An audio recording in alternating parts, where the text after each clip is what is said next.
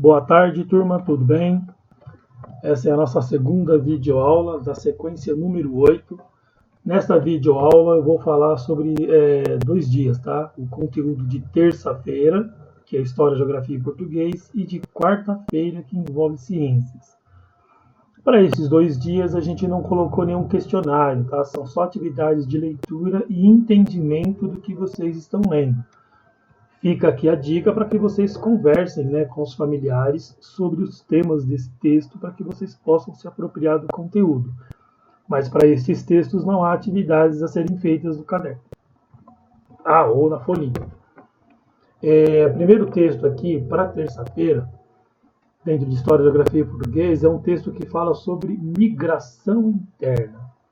A gente pede ali para que você observe a imagem, né, uma imagem aqui de 4 mãos, né? E a gente percebe aqui que são pessoas com características diferentes, né? Características visuais diferentes, né? Com etnias diferentes, tá bom? E um texto falando sobre migração interna. O que é migração? Migração é quando a pessoa muda de um lugar para o outro, ela está migrando. E interna é porque isso acontece dentro do próprio país, né? De uma região para outra ou de um estado para o outro dentro do próprio país. Aí é migração. Quando essa mudança acontece de um país para o outro, entre países, aí a gente chama de imigração. Bom? Então diz lá, migração interna é a mudança das pessoas de um lugar para o outro dentro do próprio país. Dentre as migrações internas no Brasil, temos os seguintes movimentos. O primeiro movimento é o êxodo rural, que é um tipo de migração que se dá com a transferência de populações rurais, né, do campo, para o espaço urbano, para a cidade.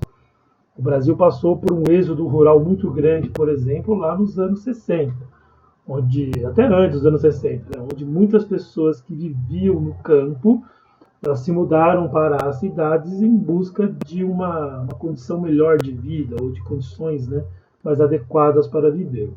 É o êxodo rural, então eles estão saindo da zona rural e indo para a cidade. E temos também a migração urbano-rural, né, que é o contrário, é o tipo de migração, né, que se dá com a transferência das populações urbanas para o espaço rural. Então, migração urbano-rural é quando as pessoas saem das cidades e vão morar no campo, né? Elas vão buscar, né, a sua residência lá no campo. Então, são os 2 tipos de migrações que a gente tem, né? As pessoas que saem do campo para a cidade e das pessoas que saem da cidade para o campo. Geralmente, na cidade, as condições econômicas, né, elas são mais favoráveis para que as pessoas possam trabalhar e sobreviver. Não que isso seja uma regra, né?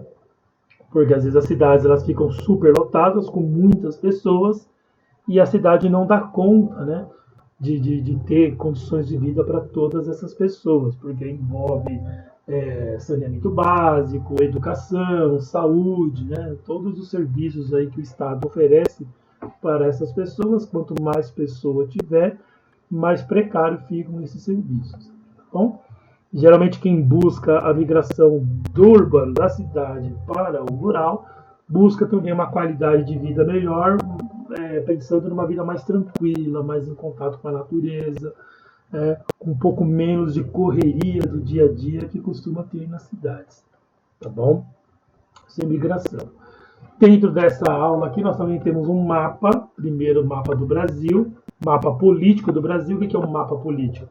Quer dizer que ele mostra para nós aqui as divisões dos estados brasileiros. Tá? O Brasil possui 27 estados. Tá? Então nós temos todos os estados da nossa nação. E esses estados eles são organizados em 5 regiões. Então aqui onde eu estou passando a mãozinha, ó, é a região norte. Aqui nesse canto aqui é a região nordeste. Nessa parte aqui mais no meio é a região centro-oeste. Aqui é a região sudeste e aqui embaixo a região sul.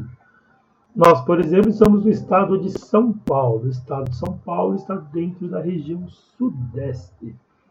Bom, quando a gente fala migração, como a gente falou aqui dentro, da migração, em cima do texto, uma das grandes ciclos de migração que acontecem ou aconteceram no Brasil nos últimos anos são pessoas vindas do Nordeste, mudando-se para o Centro-Oeste ou para o Sul. Eles saem daqui e mudam para cá em busca de melhores condições de vida. Ok? Depois, um outro mapa destacado, o estado de São Paulo. Aqui o estado de São Paulo, esse mapinha pequenininho, ele está ampliado aqui. Ó. Aqui não mostra todos os municípios de São Paulo, mostra somente os municípios maiores ou, né, algumas regiões, né, do nosso estado de São Paulo. Por exemplo, se vocês forem tentar localizar aqui a cidade de Francisco Morato, vocês não vão ver, porque não está destacada aqui. Francisco Morato, ela está aqui na região metropolitana de São Paulo, né? Então está por aqui, né, o Francisco Morato, mais ou menos onde eu estou passando a mãozinha, não sei se vocês conseguem ver no vídeo, tá? Então os municípios menores, como Franco da Rocha, Francisco Morato, Caieiras, eles não aparecem destacados aqui.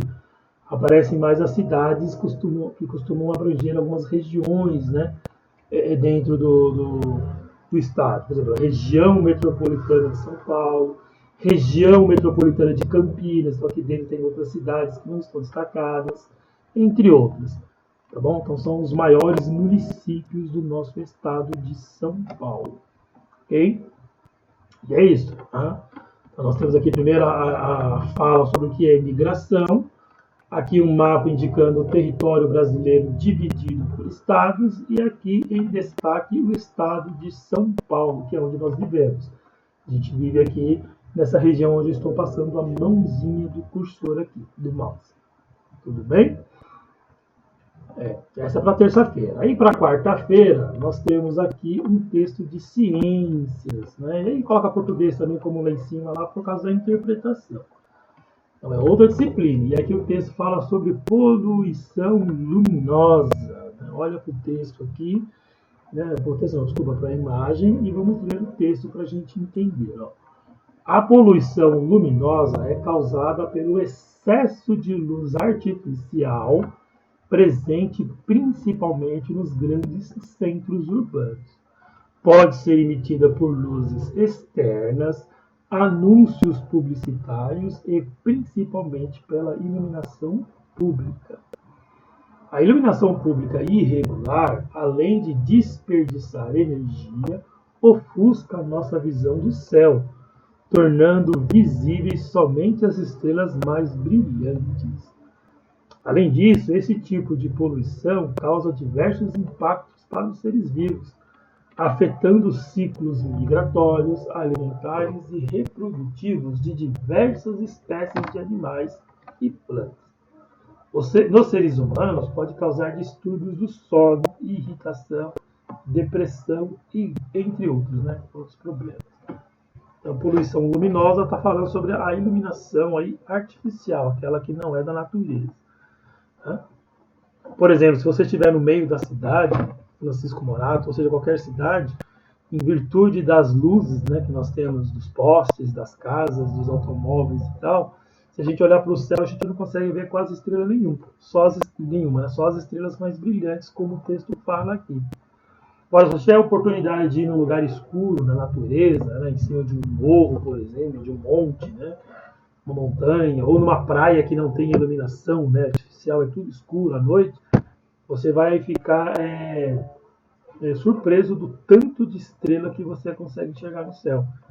A gente não consegue ver isso nas cidades por causa dessa iluminação artificial.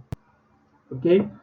Então o texto fala sobre isso, sobre o excesso de iluminação, que para a vida do nosso dia a dia ela tem os seus benefícios, né? Lugares bem iluminados, para que a gente possa se locomover, né? Passar pelos lugares, enxergar as coisas à noite. Por outro lado, ela tem a parte negativa, que é alguns animais, né, alguns seres vivos que são prejudicados por essa iluminação artificial, e inclusive o ser humano, né? E também a gente não consegue observar algumas coisas, como por exemplo a quantidade de estrelas disponíveis no céu.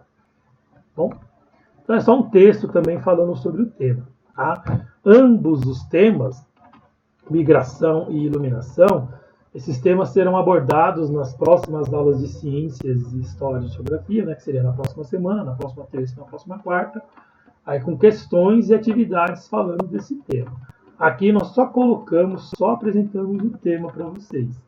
Lembrando que essas sequências de atividades elas estão mais simplificadas para que vocês não fiquem sobrecarregados, né? Para que vocês deem conta de fazer as atividades. Tá bom? Então, nesses dois casos aqui, né, é apenas atividade de leitura e interpretação, você entender o conteúdo desses textos.